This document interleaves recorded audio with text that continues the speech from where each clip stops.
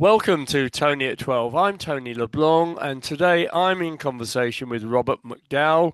Robert is in the process of publishing a book entitled The Church in Crisis: Navigating Existential Challenges in the Modern Church of England. And it's going to be a book about current problems of the Church of England, to include chapters on declining attendance, the ongoing safeguarding crisis, deep internal divisions over sexuality and gender, financial pressures, and debates about its relationship with the state. Yes. So, good afternoon, sir. How are you? Not too bad at all, thanks, and Happy New Year, Tony. And Happy New Um, Year to you too, Robert. And, yeah, this seems yeah. to be an exercise and a half. Well, it is. I mean, it comes about. I did a Tony at 12, I think, on disestablishment of the Church of You England, did, yeah, some 8 or 9 months ago, I think, yeah, and yeah. born from that, I'm due to do a lecture on that subject, but this has garnered further interest from a Cambridge college. Right. And also, the book will probably be sponsored by um, organizations who are interested in discussing and addressing these issues. Um, how well it goes down in the Church of England, I'm not sure. And knowing you, Robert, there won't be any punches pulled. Anyway, No, indeed. essentially, what we're going to do is follow the draft form of the book. And Yeah, let's start off with the introduction: A Church at a Crossroads. yeah, yeah.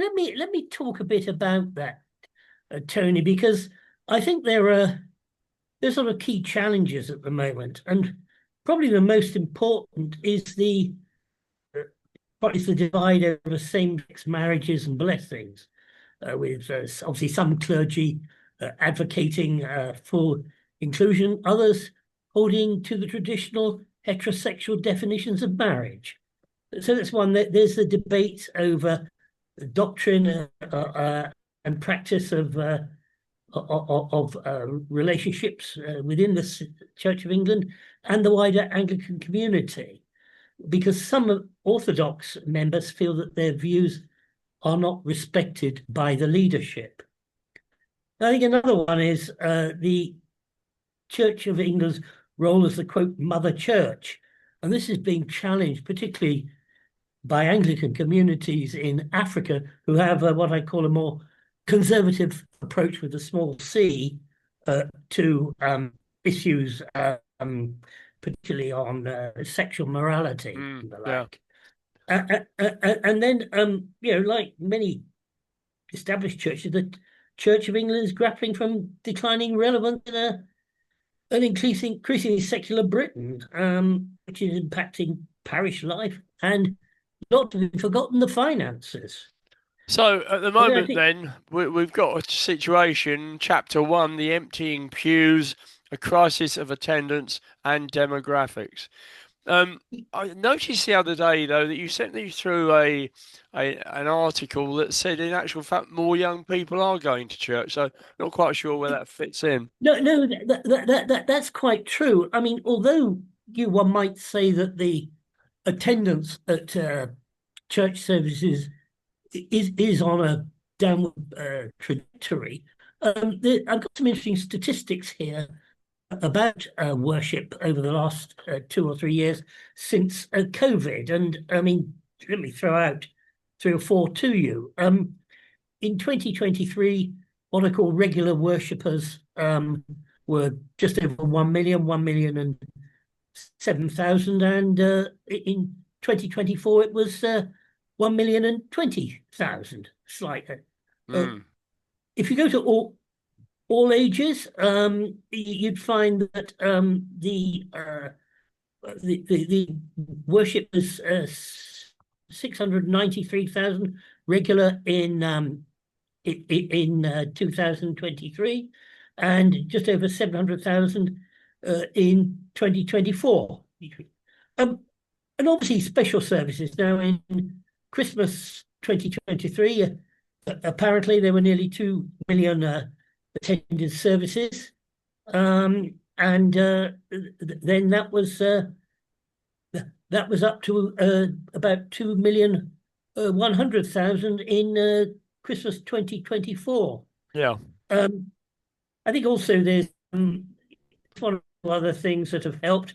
Things like there's digital engagement, digital worship these days, and entering the shifting demographics. While the sort of 70 plus age group is still the largest segment attending worship, there is a growth in the 18 to 50, but more at the lower end. Now, things like COVID, you know, the world crisis, the increasing unease, I think do get people to turn to worship, prayer, and faith, Tony. Mm, mm, mm. Uh, Yeah, that's an it, interesting point. From it is. when we sort of look at young people coming into it, though, are they attracted to, shall we say, traditional church services, or do they tend to go for something that's a little bit happy clappy? I suspect generally the latter. Yeah. They want something that is, let's say, easier on the mind, easier to absorb, and therefore more more informal, more interactive services. Not necessarily even in a church, on a beach or somewhere like that. Does hold some attraction. Mm. Well, whether that is purely transitory, like youth, I'm not sure. But so there's a sort of growing interest in that, Tony. How important is it for the local vicars to actually get out there and get the troops back in? Well, I think it's extremely important, not only to preserve the use of the churches or the relevant buildings for worship, but also candidly the finances as Mm, well. mm. The Church of England is a highly centralised organisation, or it has been to date, and perhaps later in our discussion, they put forward a vision for 2026, 2030 by the new Archbishop of Canterbury. We could talk about that, but the funds go centrally. It's a highly centralised organisation, and that I think makes the parishes feel neglected, unwanted. Uh, they, they continue to contribute through the diocesan share and other things, but they see very little back. Yeah. But you could argue, quite honestly, but by having a centralised system, it's protected an awful lot of abusers, hasn't it? Well, well, that's right, and obviously that I think is still the major issue that the Church of England has. I mean, leaving aside the issue of the resignation of the last Archbishop of Canterbury, we now have the Charity Commission in the UK has put the Church of England under watch. That's not if that's appropriate term, over its safeguarding policies and processes, and it wants these improved substantially within the next year. Now, I'm not sure whether that will withdraw the Church of England's charitable status. That will be rather drastic. But clearly, the Charity Commission is not satisfied and happy with the Church of England's own oversight of these sort of issues. We've also had, I think it was again over the weekend, two dioceses. One was Liverpool. I forget which the other one was, where the Charity Commission has actually uh, censored the diocese for their inadequacy over safeguarding. So this is a big issue, and it continues to torment the Church of England Yeah. and Because other churches as well. To be fair, I mean, the Roman Catholic Church has not had an easy time, I mean, you describe but this particular chapter that we're talking about as a crisis of trust, the deep scars of yeah. safeguarding failures. Um, It's almost institutional, though, Robert, isn't it? If you sort of look at the Church of England and the BBC, you've got Yes, two yeah, yes. major The institutions yeah, that we all yeah, had trust in, and they've let yep, us yep. down. Well, that's right. I mean, a long time ago in the 50s or into the 60s, the Church of England was given the name the Tory Party at prayer. Yeah, It's moved a long way since then, and these, yes, you're right. These establishment institutions, and there are others. One could mention the police is another one yeah. where which are coming under a lot of criticism and scrutiny because they don't have the openness and transparency and perhaps can which people are expecting from them. So the confidence, the faith, the trust in them is diminished, and whether it's license payers going from the focusing the BBC or people contributing less in donations to the Church of England, it manifests itself in personal behaviour. But when we were kids, and I'm a little bit older than you, but when we were Yep, kids, we had maximum respect for the local vicar, the local yep, policeman, and we believed everything the BBC told us. And it was a correct, very stable society in those days, which is correct. not the case anymore in any of those respects. No, no, and I think society instability in its many facets uh, also contributed to the lack of uh, respect or lack of dignity, however you wish to, of these institutions. Yeah. Well, I mean, as far as I was concerned, it was fear of God and fear of the local policeman. And he lived Well, three well, miles away and only had a push bike. well, well. Yes, you you are right. You're absolutely correct, and that has gone. That has gone now, and of Yeah. course, it has meant, and I think you go back to the 1960s when you had an increasing number of what I call eccentric clerics who had their own view on faith, the Lord, Christianity, and so on. And that I think was the time when the respect, faith in the English church started to erode. Yeah, and that's because effectively it was splitting at that point, wasn't it? Exactly right. You see, the Church of England has always tried to pursue what you might call a middle course. It Yeah. sort of straddles from Catholicism at the one end to Protestantism at the other end, and each para has a different uh, uh, form style of worship, from very high Anglican to almost fundamentalist. And the church is so broad that the roof is sagging in the middle, is the way I put it. Mm. And I generally think that the time will come where the different segments have to agree to part, whether you call it a schism or an amicable parting, I'm not sure. But I don't think the whole of the Anglican Church can be held together in modern society. And you describe this in chapter 3, the Anglican Civil War, debates on Yes. sexuality and morality. Well, And, I yeah. just don't see what has to be debated on something like that. Well, Or am I quite. mad?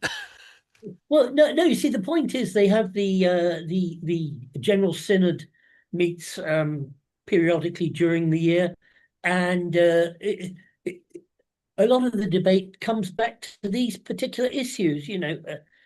Sexuality, morality, and what should be condoned, what should not be condoned, and so on. And there are there are quite fanatical debates on this, and they don't seem to progress very far. The senior clerics try to provide the or seek the middle ground, but they haven't succeeded. So my view is that perhaps a schism or fragmentation or amicable parting may be the best way of going about things. It almost sounds like Westminster politics, doesn't it, from that point of view? Well, But well, I would have thought, I, though, that when they have these conferences, Robert, they yes, should lay out policy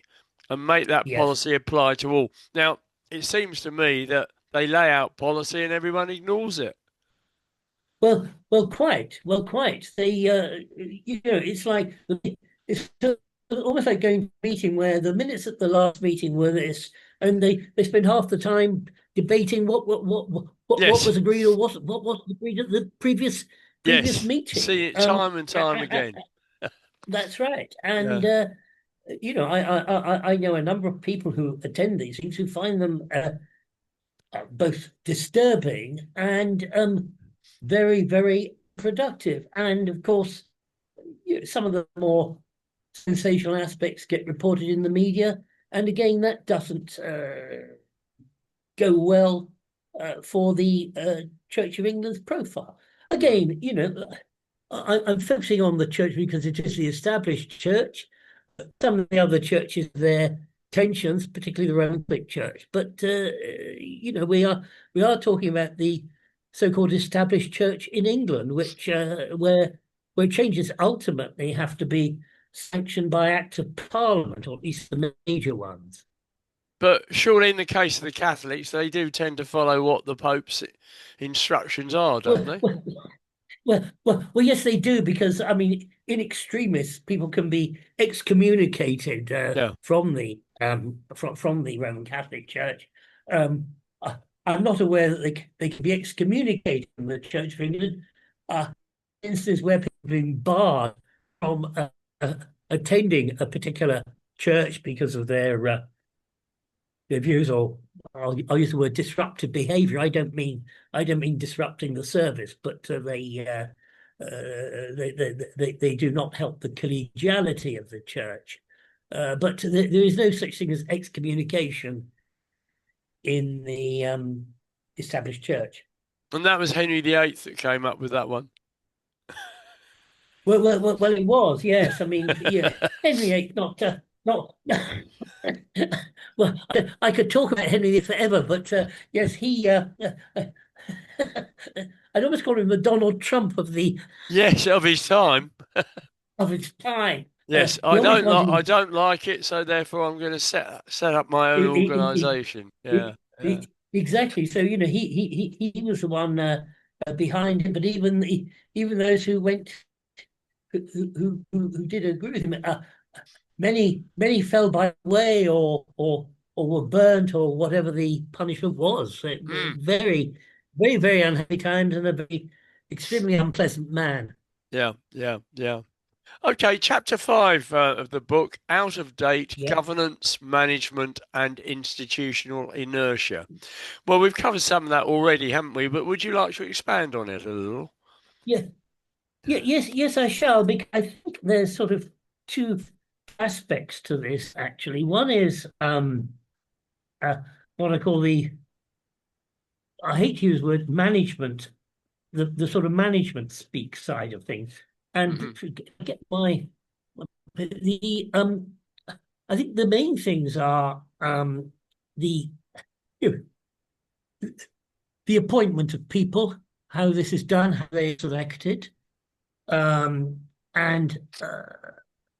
the scrutinizing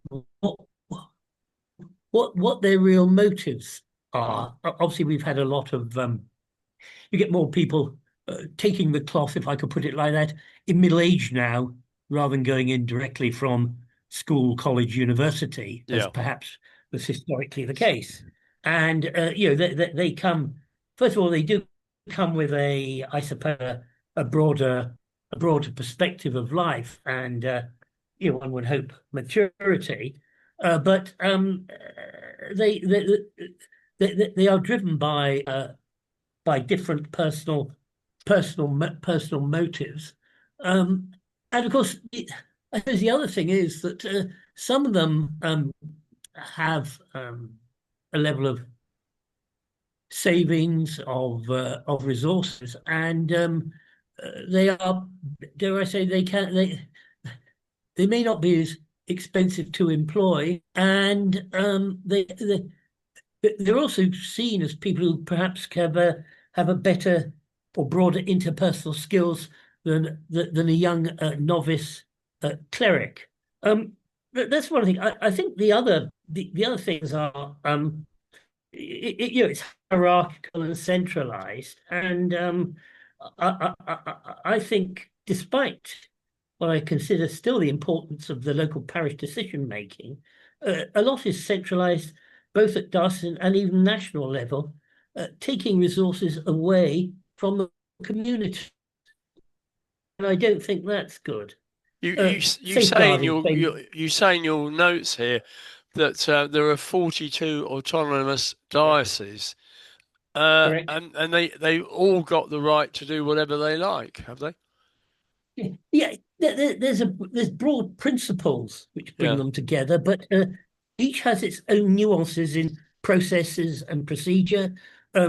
Each new bishop inevitably puts their own fresh stamp or nuance on, on the diocese. Some are successful, some are not. I mean,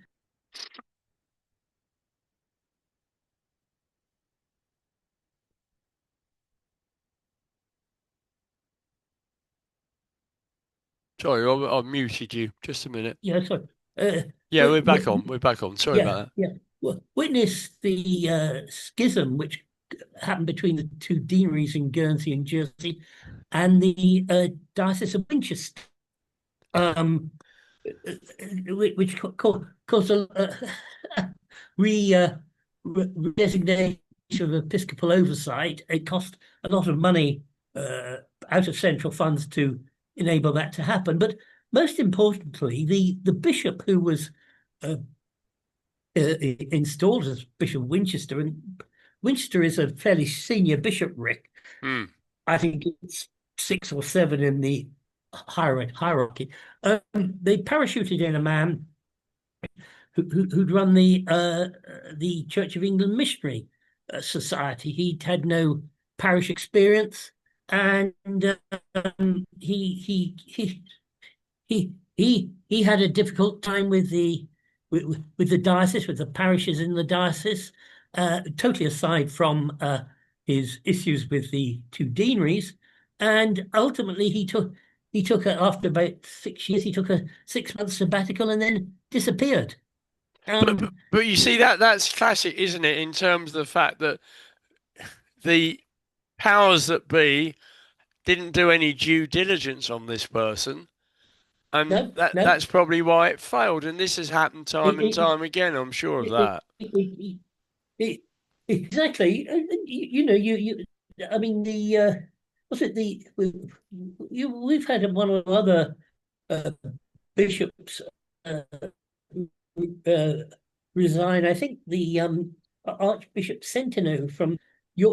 Yorkshire resigned not because of some particular dispute. So these things happen a lot more frequently, or seem to, than Uh, perhaps they did 40 or 50 years ago. Now, whether things were smoothed over, whether eccentricities were overlooked, I'm not sure, but there do seem to be more revolving doors these days. mm, mm.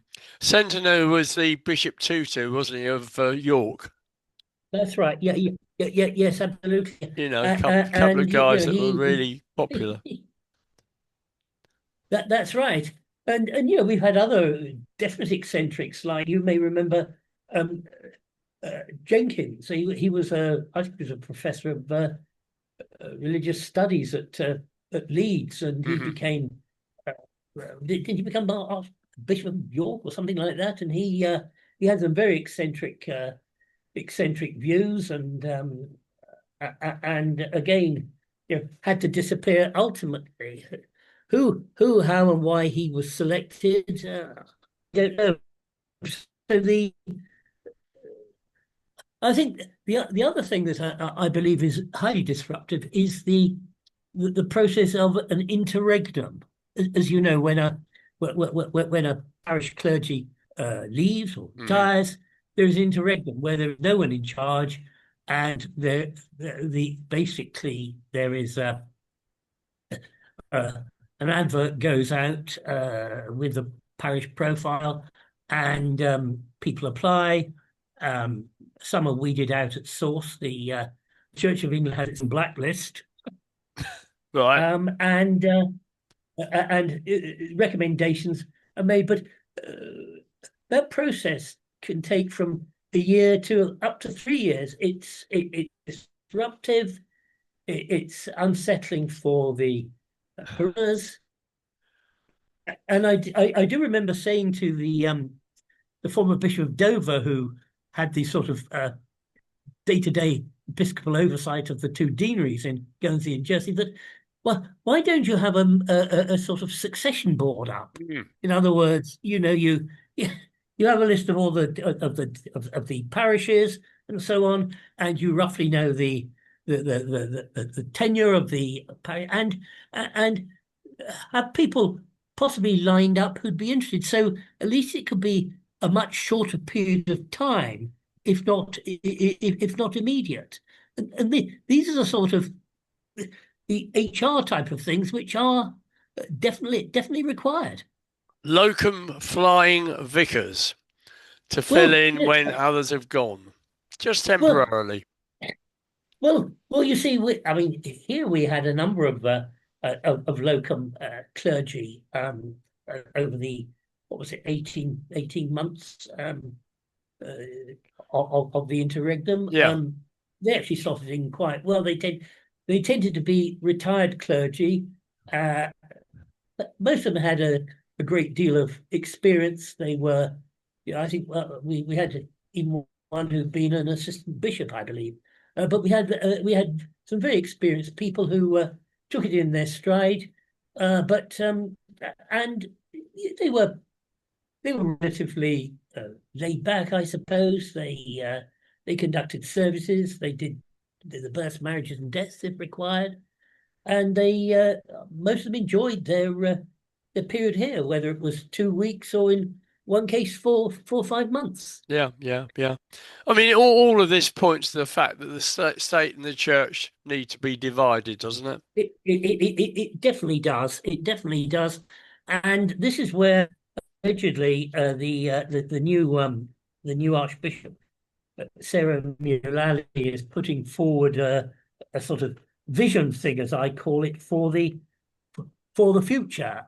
Now, it, uh, uh, so for example, there are some strategic priorities: missionary disciples, mixed ecology, younger, more diverse groups, um, spending more, distributing more money to the diocese and parishes, increasing clergy well-being, and they're apparently going to get a 10.7% stipend increase in 2026. Things like social justice, well, and also I think misguided. They're on the net zero by 2030, which I think it, is a non-starter. Well, I don't know. You could And have then you could have a holy generator in the church, and people could pedal. it's very if you say that there's a I think it's in the Diocese of Winchester, but one parish put in the new boilers, but because they weren't compatible with the green agenda, they're going to have to take them out. It went to a ecclesiastical court.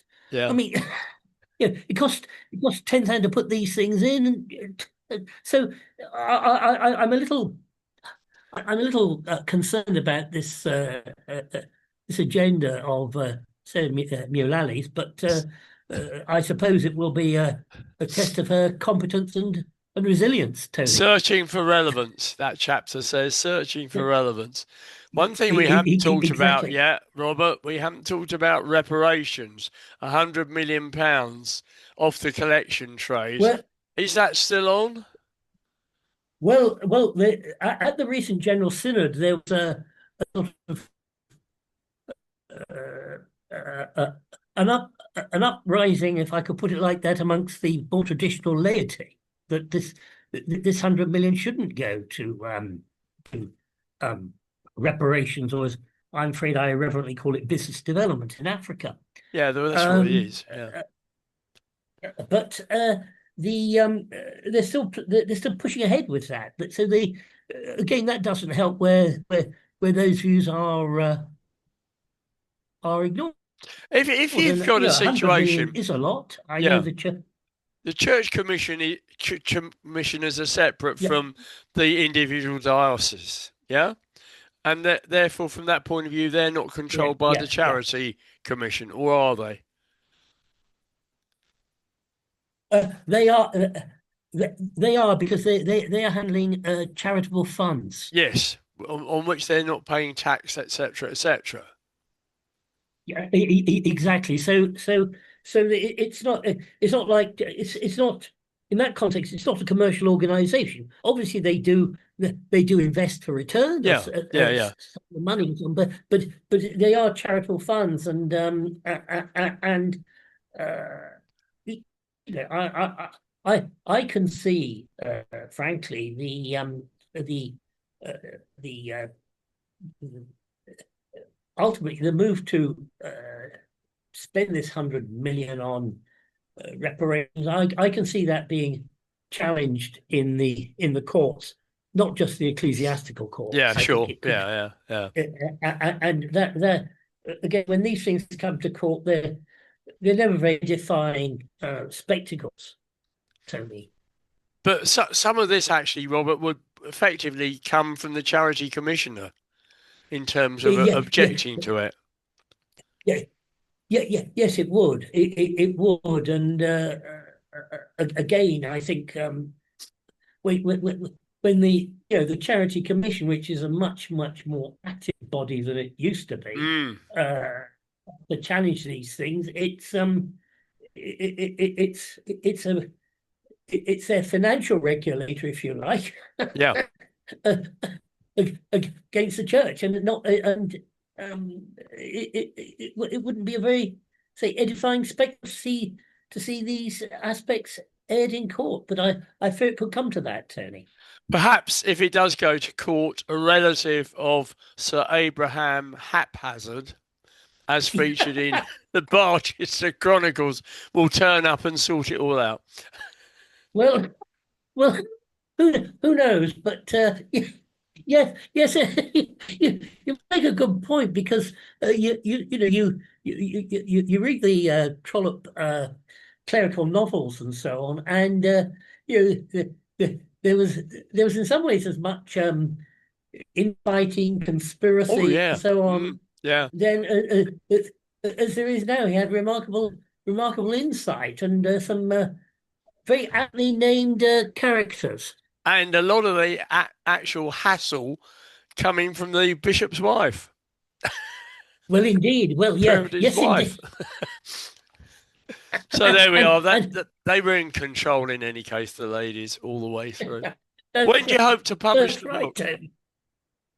When do you hope to publish? I would hope later this year. Yeah. It depends on the sponsors, because there are, say, a couple interested in sponsoring it. So I will, in a sense, be guided by guided by them. But Yeah. it will be interesting. It won't get me an OBE or a knighthood, I can assure you of that. I didn't expect you would get one, actually, on that particular point. But anyway, as ever, it's been lots of fun talking to you about these things. And, Thank part you. of it has been pretty serious, I think. And it will be very It interesting has, over yeah. the next few years to see how these major institutions function Yeah. or don't function.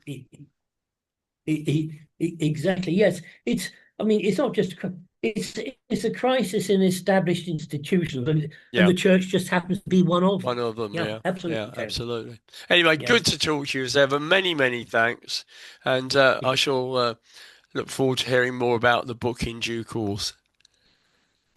Thanks, Many Robert. thanks, Tony. Okay, Take care. and you. Bye.